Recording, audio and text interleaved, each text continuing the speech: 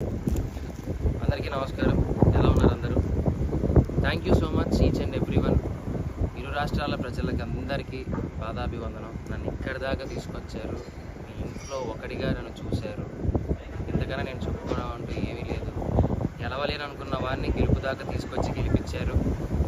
అంతకన్నా నాకు ఇంకా వేరే అదృష్టంగా నేను ఏమి ఫీల్ అవ్వట్లేదు. Thank you so much to each and everyone. And బాధాకరమైన విషయం ఏంటి అంటే అందరూ చాలామంది అడుగుతున్నారు. నేను దాని గురించి పెద్దగా అనుకోలేదు. ఆ బాధలో ఉండిపోయాను. చాలా బాధపడ్డాను. కారద్దాలు పగలగొట్టారు. బయటికి రా, నీ అంతా చూస్తా అన్నారు. నేను ఒక్కనే ఉన్నప్పుడు మీ ఇష్టం వచ్చింది చేసుకోండి, నాకేం భయం లేదు, ఎవరికి భయపడాల్సిన అవసరం లేదు. కానీ మన ఇంట్లో కూడా ఒక అమ్మ ఉంటుంది, ఒక అక్క ఉంటుంది, ఒక చెల్లి ఉంటుంది, ఒక భార్య ఉంటుంది. వాళ్ళు మన పక్కన ఉన్నప్పుడు మనం ఎలా ప్రవర్తించాలి అనేది కూడా మనం కొంచెం ఆలోచిస్తే బాగుండు అని నా అభిప్రాయం.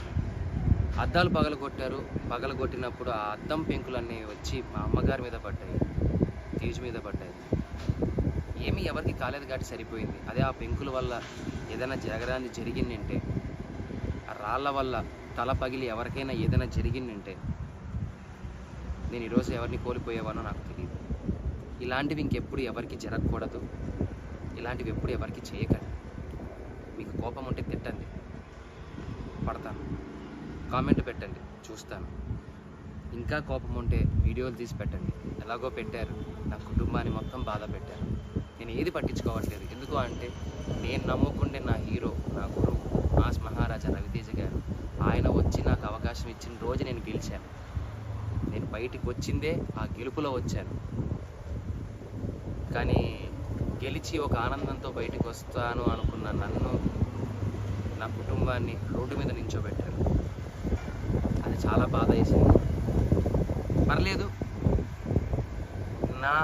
నన్ను ప్రేమించే వాళ్ళు, నన్ను అభిమానించే వాళ్ళు ఉన్నారు కాబట్టి దేవుడు చల్లగా చూడబట్టి మా అమ్మకి నా భార్యకి ఏం కాలేదు. నాకేమైనా పర్లేదు. మన ఇంట్లో ఆడవాళ్ళు మన పక్కన ఉన్నప్పుడు కొద్దిగా జాగ్రత్త వహిస్తే బాగుంటుంది. జాగ్రత్త ఏదైనా జరిగితే కప్పు పోతే తిరిగి తెచ్చుకోవచ్చు, డబ్బు పోతే తిరిగి సంపాదించవచ్చు, మనిషి పోతే తిరిగి తీసుకొని రాలేమండి. ఇది గుర్తు పెట్టుకోండి.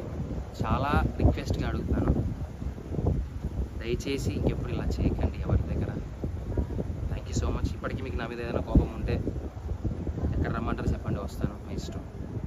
కానీ ఎవ్వరికి ఇలా ఇంకెప్పుడు చేయకండి. I love you all. Thank you for each and everyone. Support చేస్తున్నందుకు ఇంతకన్నా ఏం చెప్పలేదు. Thank you so much.